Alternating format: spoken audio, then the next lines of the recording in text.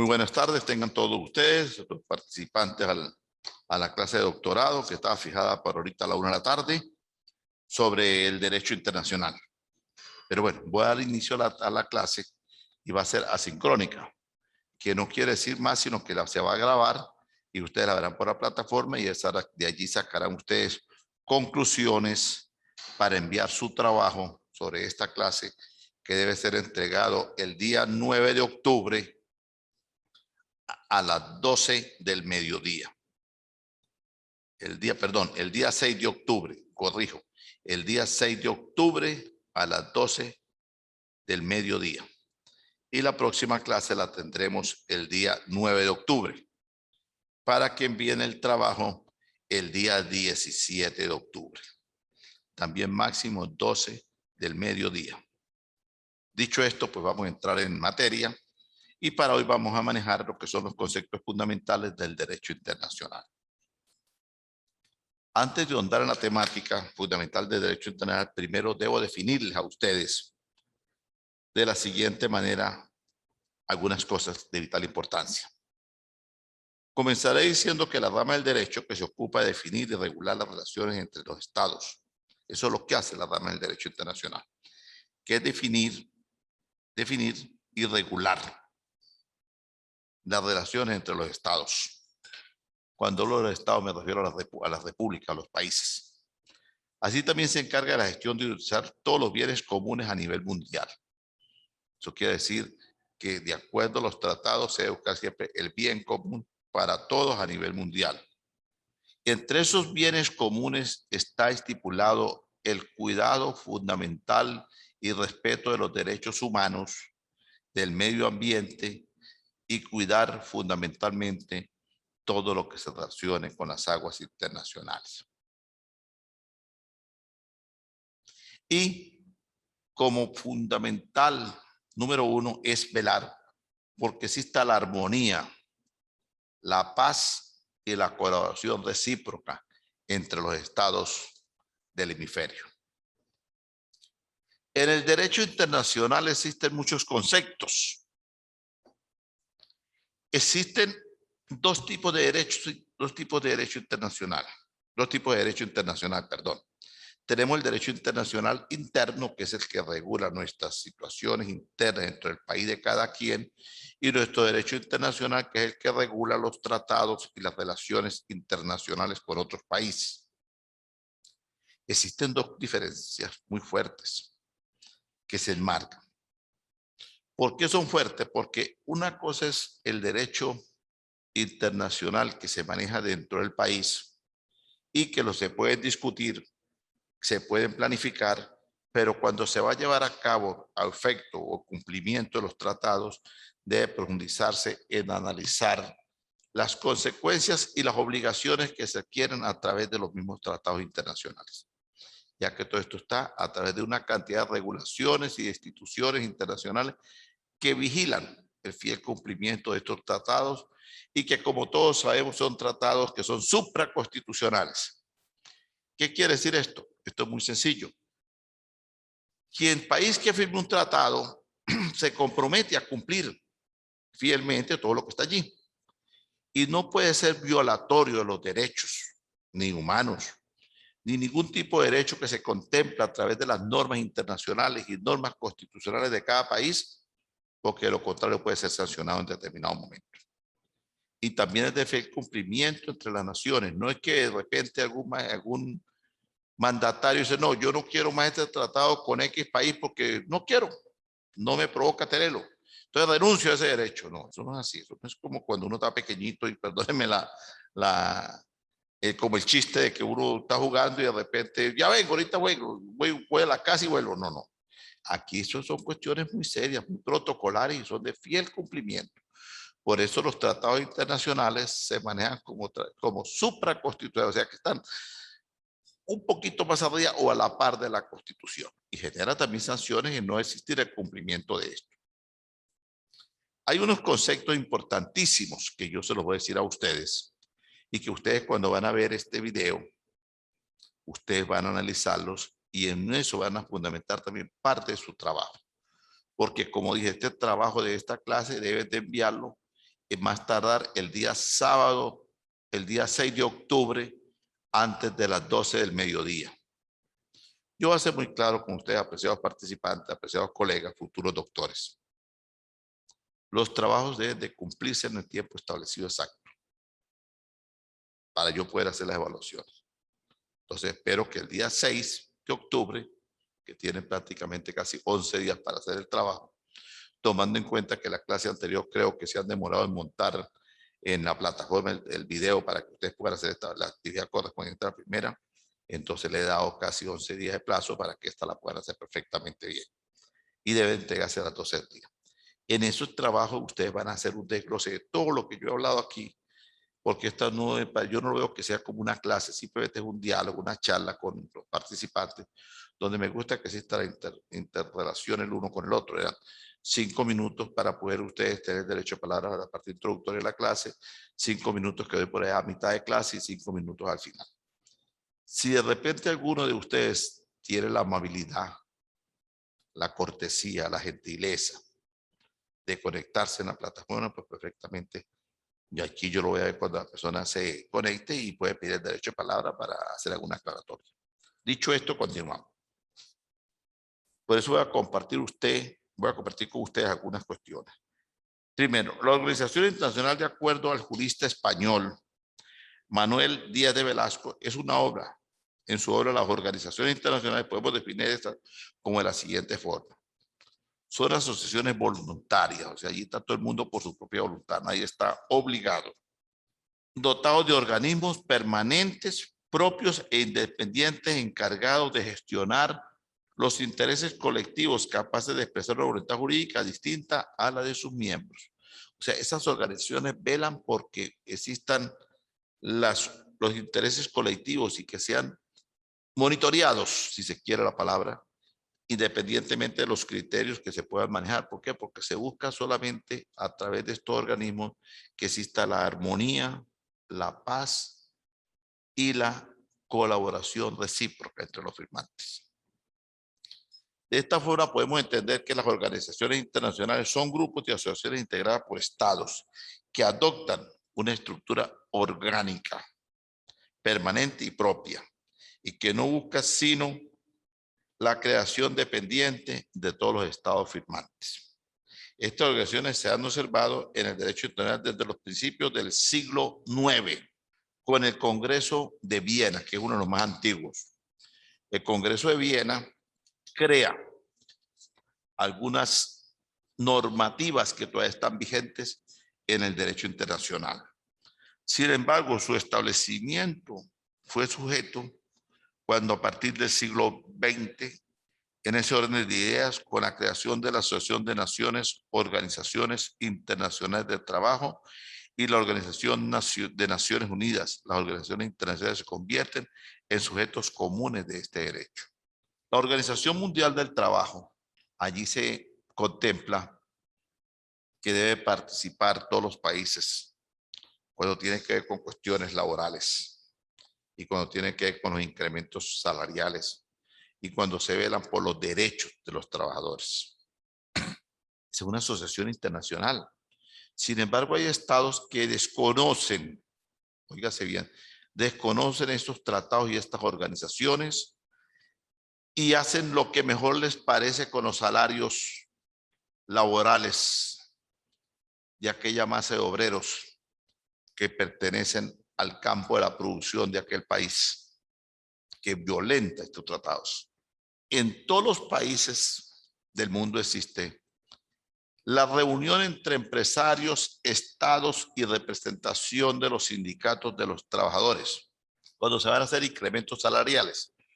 ¿Por qué se hace esto que se denomina la tripartista? ¿Por qué? Porque resulta que los obreros colocan sus necesidades, los empresarios colocan también sus necesidades, su eficiencia, su capacidad de aparato productivo, el incremento de los salarios, viene también a generar una carga más, los impuestos que hay que pagar, los insumos, y entonces también interviene el Estado para ser garante entre los empresarios, de decir nosotros vamos a garantizar la importación de materia prima, vamos a bajar los aranceles para poder mejorar la carga laboral que tienen ustedes con sus empleadores y poder hacer esto y aquello y esto y más esto. Eso es el deber ser. Y entonces allí es cuando se va a negociar.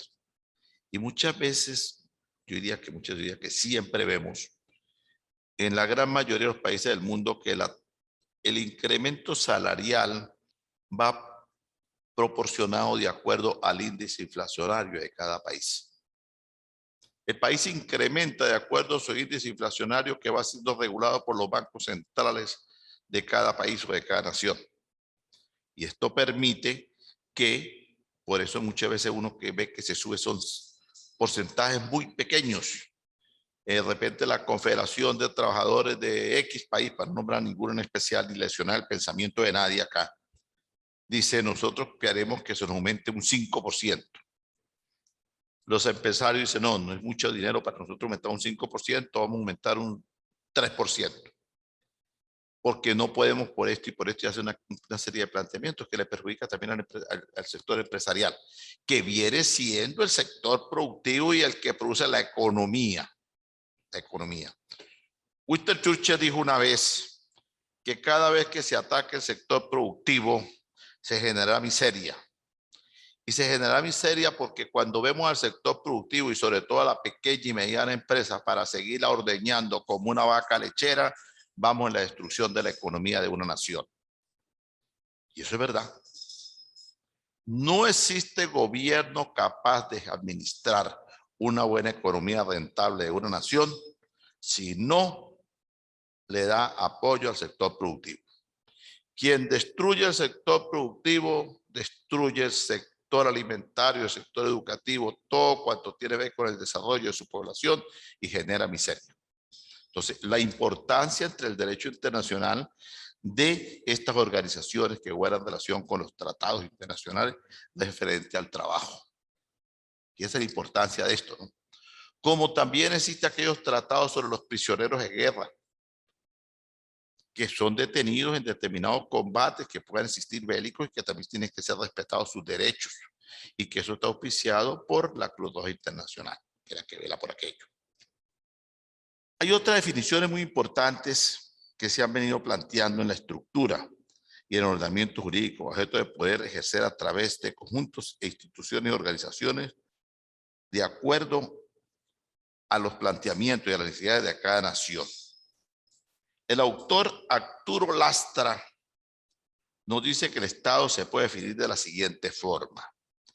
El Estado es una sociedad conformada por un grupo de humanos que viven en comunidad sobre un territorio determinado y cuya estructura de poder está ocupada por una clase dirigente y reglada por normas constitucionales y tiene la finalidad de lograr el bien común y proyectar la identidad propia ante la comunidad internacional.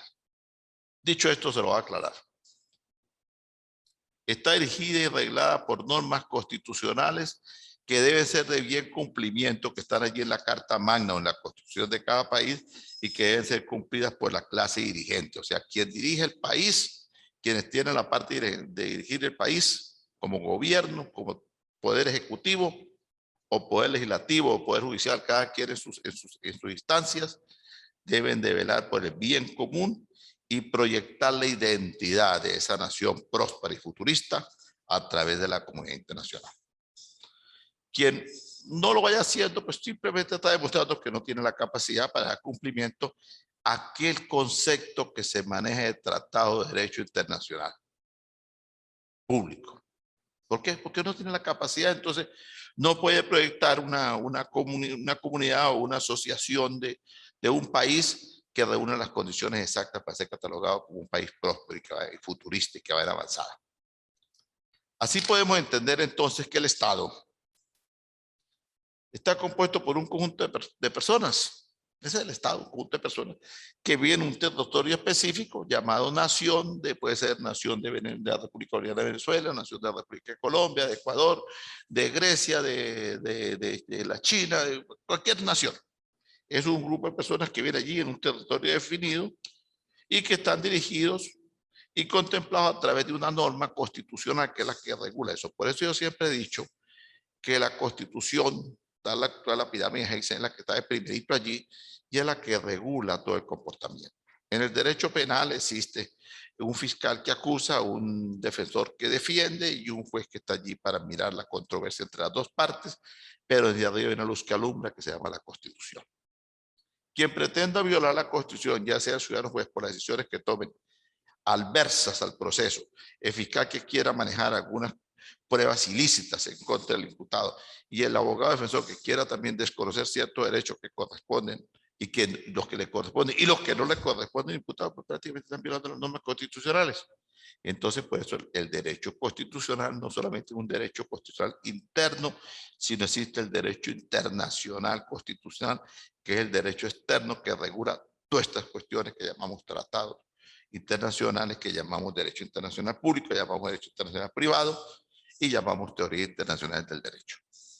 Es bastante interesante y da mucho material que hablar y mucha tela que cortar cuando comenzamos a hablar de los derechos internacionales. Entonces, por un momento, vamos cerrando, vamos meditando, vamos viendo un camino y caminos y caminos que nos conduce a muchas cuestiones que vemos que algunas se cumplen, otras no se cumplen dentro de los tratados que tenemos suscritos, firmados y son de fiel cumplimiento por parte de los estados que lo hacen. El tratado internacional son acuerdos internacionales celebrados por dos o más estados, ya que estos pueden ser tratados en el ámbito económico, social, de derechos humanos, políticos o de otra índole. Los tratados sirven para todo, para hacer una cantidad de negociaciones legales, lícitas, enmarcadas dentro del marco constitucional y son tratados que se pueden suscribir tanto por el Estado como lo establece el derecho público internacional, como lo establece el derecho privado, que son entre personas privadas. Y de allí nace aquella asignatura que también la estoy dando yo para el otro grupo, si alguno de ustedes estará en la misma tipo de clases, que se llama Tratados y Negocios Internacionales. En algunos países existe esta asignatura, esta cátedra como una carrera, entonces están licenciados en negocios internacionales y que hoy en día pues es muy fructífera para el campo, en el campo del ejercicio y en el campo pecuniario, en el campo económico para quienes lo ejercen, porque hay bastante trabajo para ello. Estos tratados que se firman dentro del derecho internacional poseen una regulación, y yo le decía que estaba en la Convención de Viena, tratado desde 1969. A través de la Convención se establecieron las reglas generales para celebrar, terminar, suspender todo tipo de tratado internacional para darle un fiel cumplimiento sin ir a lesionar los derechos de nadie. Se trata simplemente de buscar la armonización, respetando la soberanía de cada quien, buscando la paz, buscando la cooperación y buscando la estabilidad social, política y económica de los países firmantes. La firma. La firma se puede manejar como un concepto. Existen varias formas de establecer un apoyo en un estado o un tratado. Una de ellas es la firma del tratado. Esto constituye un apoyo preliminar del contenido o del tópico con que se haya firmado ese tratado. Basta simplemente firmarlo para que entre en vigencia. Por eso la importancia de analizar cuando se van a hacer los tratados. Y por eso la importancia, por ser un derecho público, de que debe ser manejado por el ente del Poder Ejecutivo, quien en determinado momento, por tratarse de algunas cuestiones que tengan que ver con soberanía de los tratados, debe enviarlo al Poder Legislativo para que el Legislativo legisle y vea que no se vaya a lesionar algunas normativas constitucionales o problemas que tengan que ver con la soberanía nacional, y posteriormente lo vuelve a remitir al Poder Ejecutivo para que el Ejecutivo le ejecute y se lo den a estudiar a un canciller de la República para que él se encargue de hacer los actos protocolares y hacer la respectiva firma, porque es el que lleva la representación del Estado ante los otros estados, o sea, fuera de la frontera. Por eso se llama Ministro de Relaciones Exteriores, o denominado Canciller de la República. La ratificación. ¿Qué es la ratificación? Pues la ratificación no es más sino ratificar el tratado que se ha firmado y está pendiente, que todo se vaya cumpliendo. La designación del acto internacionalmente cuando un Estado indica sus consentimientos y obligarse a cumplir el mismo. El procedimiento que cada país para ratificar un tratado cambia según los requisitos legislativos que tenga. se realizan análisis para establecer que el tratado no vaya a ser contrario a las leyes. Por eso decía que debe ser analizado por el Consejo, por el Poder Legislativo, que es el que tiene que analizarlo para ver si no se va a entorpecer o va a violentar alguna normativa jurídica que pueda atentar contra la ilegalidad o el atropello cuando firme ese tratado. Eso se requiere de bastantes estudios, si se quiere, y no hacer los tratados a la priori, porque después que están firmados tienen que cumplirlos. Yo le pido disculpas a ustedes por si me ven constantemente en un movimiento, es que tengo una pequeña dolencia en la columna, que amaneció con la dolencia en la columna, y aparte de eso, pues hoy en la mañana fui objeto de la segunda inyección contra el COVID, y entonces pues esto tiende a molestarle un poco el organismo, y ya cuando uno tiene la edad de unos 35, 40 años como tengo yo, pues entonces le afecta un poco la musculatura y tengo cierto malestar en el cuerpo. Pero a mí desde muy pequeño me enseñaron a cumplir con las obligaciones que contraigo, y son tratados que yo también he firmado, pero no tratados internacionales ni privados, sino tratados con mi moral, mi forma de ser, mi ética, y entonces independientemente tenía que cumplir la obligación con ustedes, y aquí estoy cumpliéndola y dándole gracias al creador del universo por permitirme estar aquí. Entonces, pues discúlpeme si acaso me encuentro constantemente moviendo, porque tengo dolores en la espalda, dolores en los brazos, en la extremidad superior e inferiores, producto pues del malestar que tengo en la columna, y igualmente la inyección que me pusieron esta mañana, y me ha pegado un poco el malestar.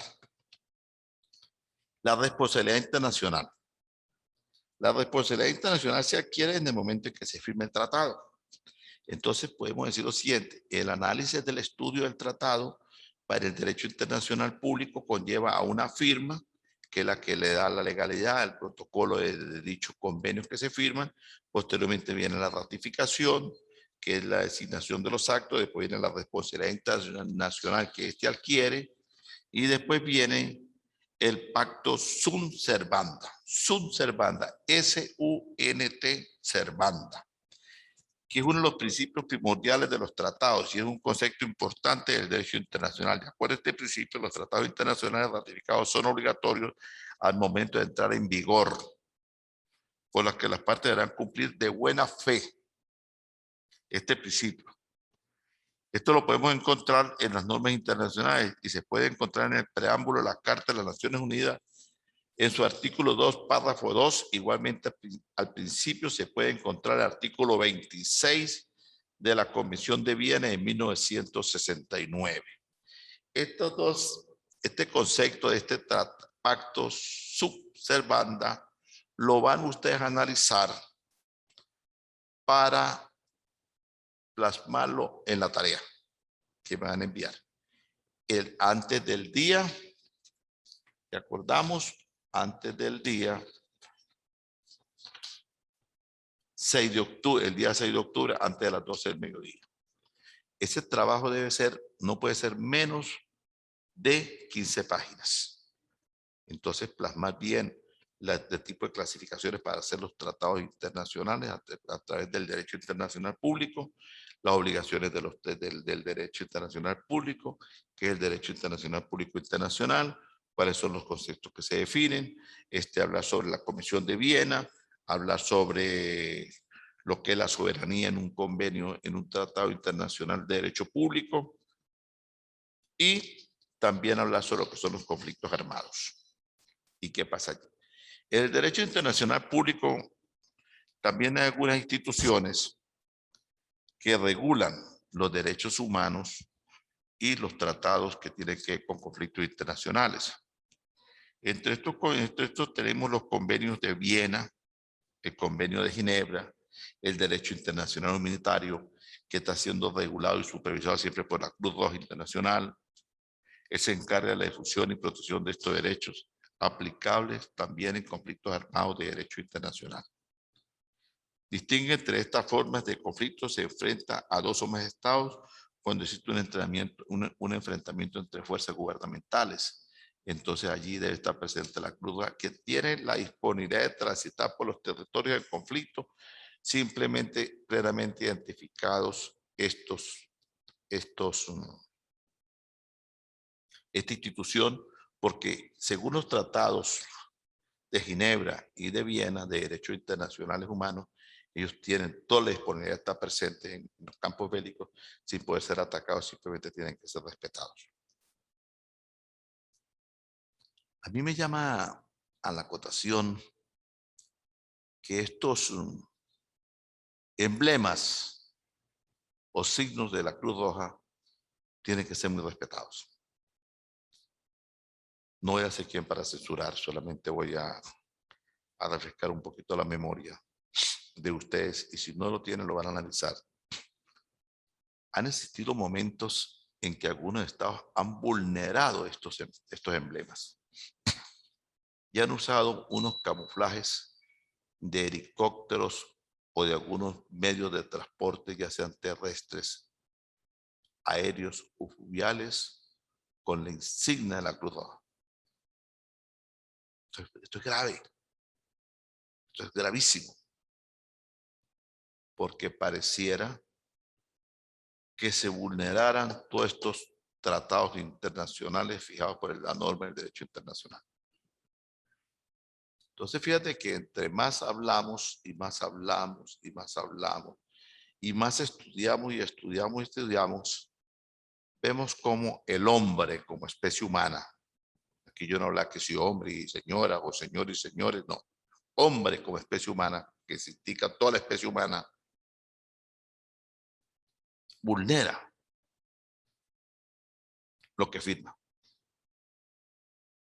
violenta lo que debe hacer legalmente. Muchas veces única y exclusivamente por el poder, por la ambición, sin importar el daño y la destrucción que pueda hacer a sus semejantes o a sus gobernados, e inclusive violentando los derechos de la tierra madre, que también están en tratados internacionales y se regula por el derecho internacional público. Los tratados de medio ambiente, los tratados de la madre tierra, y esos son vulnerados, permitiendo socavar el suelo, el subsuelo, las superficies terrestres, buscando única y exclusivamente minerales y todo para enriquecer sus arcas a través de la ambición, sin importar el daño ecológico y ambiental que se le hace a una nación en determinado momento, y que va a traer consecuencias a las generaciones que vendrán después de nosotros, porque destruyendo el medio ambiente destruimos a la humanidad. Fíjate lo importante cuando comenzamos a pronunciar. Por eso decía anteriormente, cuando comencé la clase, que el derecho internacional tiene una cantidad de ramificaciones. Eso es como cuando uno se para en una montaña y observa de repente una quebradita y ve que va cogiendo riachuelos por un lado, se va desviando por ríos o vertientes de agua por lado y lado. Así es el derecho internacional. Tiene una cantidad de